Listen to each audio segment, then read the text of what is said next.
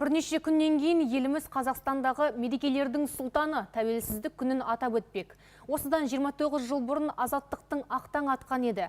1991 жылы дүние есігін ашқан сәбилер қазір аяқтарына нық тұрған азаматтар. Олар білімі мен отанына деген ыстық ықыласын ел игілігіне арнап еңбек етуде. Ұстаздықты таңдаған Айжан Жақсыбекова қазір дарынды балаларға арналған Абай атындағы гимназияда ағылшын тілі пәні мұғалімі. Айтуынша, тәуелсіздік алғалы бері жас ұрпақ алдында үлкен мүмкіндіктер ашылған. Тәуелсіздік құрдасы болу бізге үлкен жауапкершілік.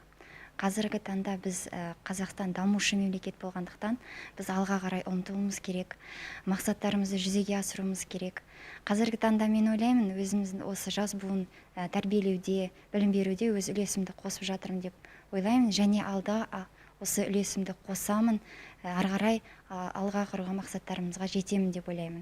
Өңіріміздегі Абай мектебінде тағы бір ағылшын тілі мұғалімі Гүлнұр Түсіпова да тәуелсіздіктің құрдасы. Кішкентай кезінен бастап ата-анасы оған тәуелсіздіктің маңызы мен мағынасын түсіндіріп отырған. Балалық шағымда Қазақстан енді ғана аяғына тұрып гүлдене бастағанын еске алады. Түрлі реформалар, бағдарламалар жүзеге асты, бәрі өскелең ұрпақтың жарқын болашағы үшін. Сондықтан жастар озат, білімді де білікті болудан жалықпау керек дейді. Қазіргі ұрпақтарға өте айтатын кеңесім және тілейтінім тек алға жүре беріңіздер, қорықпаңыздар, себебі біз тәуелсіз елміз қазір, сіздерде қолдарыңызда барлық мүмкіндіктер бар, ешқашан қорықпаңыздар, өз мақсаттарыңызға жете беріңіздер.